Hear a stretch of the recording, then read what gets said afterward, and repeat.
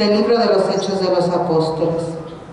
Por aquellos días, después de una larga discusión sobre el asunto de la circuncisión, Pedro se levantó y dijo a los apóstoles y a los presbíteros: Hermanos, ustedes saben que ya desde los primeros días Dios me eligió entre ustedes para que los paganos oyeran por mi medio las palabras del Evangelio y creyeran. Dios, que conoce los corazones, mostró su aprobación dándoles el Espíritu Santo, igual que a nosotros. No hizo distinción alguna, ya que purificó sus corazones con la fe. ¿Por qué quieren irritar a Dios imponiendo sobre los discípulos ese yugo que ni nuestros padres ni nosotros hemos podido soportar? Nosotros creemos que nos salvaremos por la gracia del Señor Jesús, del mismo modo que ellos. Toda la asamblea guardó silencio y se pusieron a oír a Bernabé y a Pablo, que contaban las grandes señales y prodigios que Dios había hecho entre los paganos por medio suyo. Cuando terminaron de hablar, Santiago tomó la palabra y dijo: Hermanos, escúchenme. Pedro nos ha referido cómo, por primera vez, se dignó Dios escoger entre los paganos a un pueblo que fuera suyo. Esto concuerda con las palabras de los profetas, porque está escrito: Después de estos sucesos volveré y reconstruiré de nuevo la casa de David, que se había derrumbado. Repararé sus ruinas y la reedificaré, para que el resto de los hombres busque al Señor, lo mismo que todas las naciones que han sido consagradas a mi nombre. El Señor, que hace estas cosas, es quien lo dice. Él las conoce desde la eternidad. Por lo cual, yo juzgo que no se debe molestar a los paganos que se conviertan a Dios. Basta prescribirles que se abstengan de la fornicación, de comer lo inmolado a los ídolos, la sangre y los animales estrangulados. Si alguien se extraña, Moisés tiene desde antiguo quienes lo predican en las ciudades, puesto que cada sábado se lee en las sinagogas. Palabra de Dios. Cante.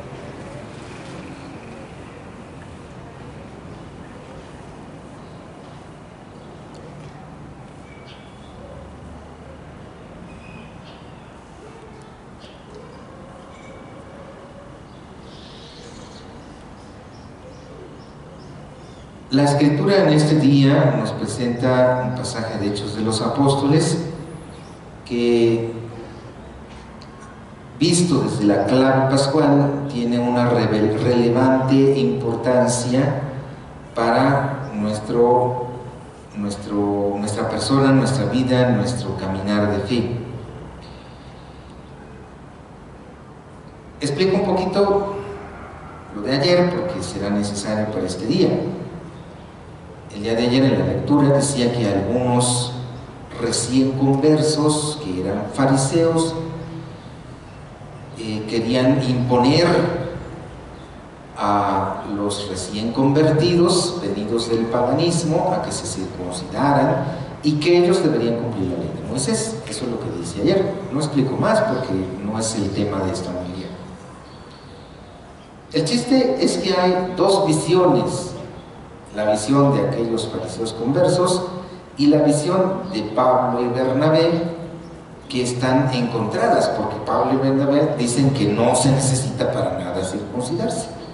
Entonces, aquí estamos hablando de gente bautizada, de gente conversa, de gente llena del don del Espíritu, pero que tienen una diferencia en la opinión, una controversia, dos puntos de vista totalmente contrarios y que no hay entendimiento.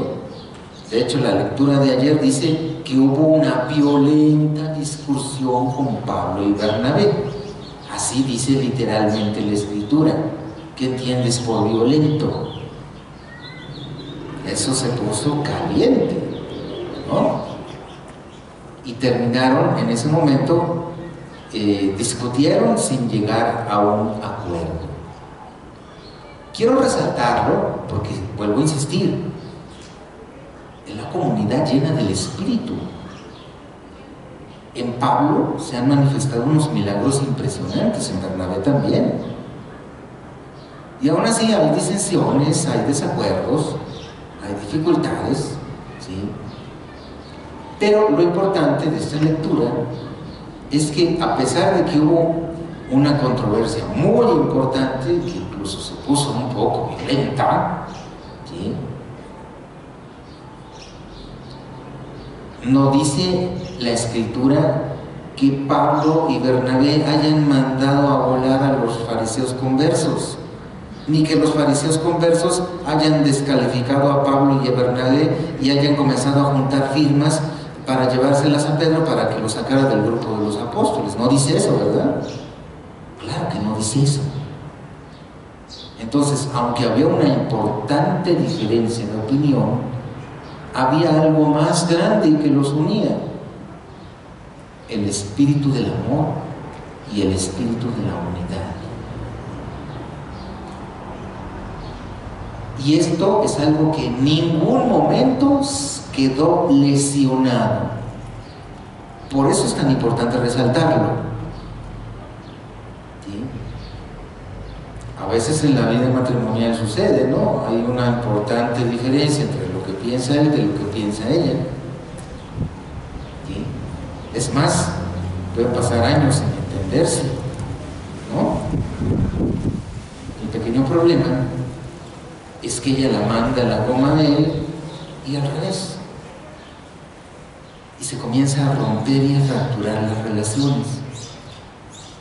Ese es el problema, ¿sí? Y cuando las relaciones se rompen y se fracturan, es lo que yo les he repetido una y otra vez y se los voy a seguir repitiendo: donde hay división, ¿qué hay? Pecado. Frases chiquititas que contienen la sabiduría de la Escritura, porque no crean que soy tan listo. Simplemente reflexionando en la Escritura, yo me doy cuenta que donde hay división hay pecado. Entonces, puede pecar ella de intransigencia con él y ya no quererlo escuchar. Me vale lo que digas. Ahí hay división y ahí hay pecado de ella y de él, porque simplemente la ignora. Está mal. Romper, dividir, es una actividad del diablo. De hecho, diablo significa eso, el que divide.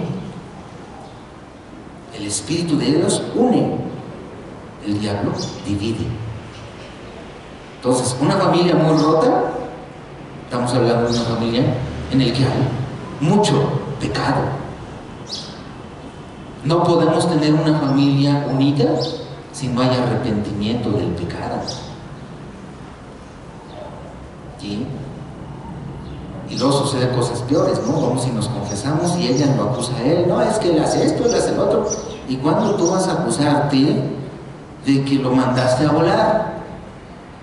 De que tienes tu corazón cerrado hacia él. Ese es tu pecado. Primero reconoce el tuyo para poder restaurar la unidad. Si no reconoces el tuyo, jamás se va a poder restaurar la unidad. No acuses el pecado de tu pareja, acusa el tuyo. Mírate y date cuenta que donde hay división hay pecado, y lo digo para que reflexiones. Ay, mi marido y yo estamos divididos, quiere decir que él pecó y yo también, porque hay pecado. Para eso digo estas frases, para que medites, para que reflexiones, para que te des cuenta. Porque a veces nos consideramos, todavía vamos al confesionario como los que nunca pecaron. Oye, ¿están divididos? Sí. Pues entonces tú también pecaste. No me digas que no. Porque donde hay división, ¿qué hay? Pecado. Donde hay una raya pintada, hay división, y ahí hay pecado. Y es un pecado de dos. No puede haber solo pecado de uno y el otro nada. Porque si hay división, hay pecado. ¿Estamos claros? Entonces, esto es muy importante. Aquí no vemos a una comunidad dividida, vemos diferencias de opiniones. Ese es un punto muy importante para resaltar de Hechos de los Apóstoles. No están divididos, hay diferencia de opiniones. Y tener diferencia de opiniones es lícito. Yo pienso distinto a ti, pero tú piensas distinto a mí. Voy a tratar de entender lo que me estás diciendo. Tú trata de entender lo que yo te estoy diciendo y vamos a tratar de dialogarlo y de llegar a un acuerdo. Esos acuerdos a veces se tienen que ceder. Pero si yo soy capaz de ceder, entonces no hay división. Se sobrepone la unidad en medio de la diferencia de opinión y entonces sigue habiendo fraternidad, sigue haber lazos de encuentro, de compartir, de confiar, porque estamos unidos, no divididos. De eso trata la lectura, hermosa lectura. De eso trata. Entonces, ¿qué sucedió? Vamos a repasar rápido porque ya me alargué bastante, porque ya expliqué la escritura, pero voy a tocar algunos puntos. Después de una larga discusión, porque no había acuerdo, lo que pensaba Pablo, él no se movía ni tantito, lo que pensaban aquellos tampoco se movían ni tantito, y todos hablaban y decían, larga discusión. Pero tuvieron un espíritu de concordia lo suficiente para ser capaces de escuchar la otra parte. Largamente. Presentaron todos sus argumentos largamente. Esa reunión estuvo bien pesada, larguísima. Largo. Después de una larga discusión, ¿sí? Entonces Pedro se dirigió a ellos y habló. Y dijo algunas palabras que ahorita no es que no importe. Pero entonces, en ese momento, Pedro concluyó con estas palabras y dijo: nosotros creemos que nos salvaremos por la gracia del Señor Jesús del mismo modo que ellos. No nos vamos a salvar por la circuncisión, sino por la gracia. ¡Pum! Les dio durísimo a los que defendían la circuncisión. Pedro, el apóstol. Dice la Escritura: toda la asamblea guardó silencio. En ese momento el argumento fue tan fuerte que los que defendían la circuncisión, escuchando eso, se dieron cuenta que todo lo que ellos habían dicho del Levítico, de Éxodo, de todo lo que habían citado, carecía de fundamento. Y tuvieron la humildad de escuchar, de entender y de aceptar que estaban en el error. Volvemos a las parejas. Cuando las parejas están divididas, ¿acaso alguno de los dos reconoce su error? Ni más. Él está mal y que le haga como quiera, porque yo tengo la razón. Y eso dice ella, y eso dice él. Siempre, en todos los casos. Pero no hay la humildad de reconocer: yo me equivoqué en esto. Oye, pues que eres perfecto para nunca equivocarte en nada. Y no reconoces nada. Pues déjame decirte, amigo, amiga, que estás mal. Somos seres humanos y nos equivocamos. Hay que ser humilde y reconocer. La regué. O sea, cuando hice esto, dije esto, pasó aquello, me equivoqué. Somos humanos, hay que ser humildes y reconocer. Y ese es otro de los impedimentos. Esta falta de humildad también es pecado. Cuando yo de orgullo digo: yo tengo la razón y que le haga como quiera. Eso es orgullo y eso es pecado. Y el orgullo causa también división. Aquí vemos un ejemplo contrario. Se callan humildemente y dicen: pues creo que no tenemos razón, chicos. La regamos. Silencio se guardó en la asamblea. Y entonces se paró Pablo y Bernabé y comenzaron a hablar y terminaron llegando a un acuerdo. ¿Sí? Pablo y Bernabé no se levantaron con orgullo. Ven, Pedro nos dio la razón, ustedes son unos mendigos ignorantes. Jamás tomaron esa actitud. ¿Qué hicieron? Hablaron en nombre de Dios, hablaron con la verdad. ¿Sí? Dios, el Señor ha hecho esto y esto y esto. Y yo he reconocido cómo el Señor hace sus maravillas de esta y esta manera. Y reconocieron el don de Dios, el don de la gracia. ¿Sí? ¿Cuánto haría falta a una pareja en problemas y muy dividida, a una familia muy dividida, hijos con padres, padres con hijos? Hablar de la verdad y hablar de las cosas maravillosas que Dios ha hecho. Porque aquí es Dios el que triunfa, no Pablo ni Bernabé.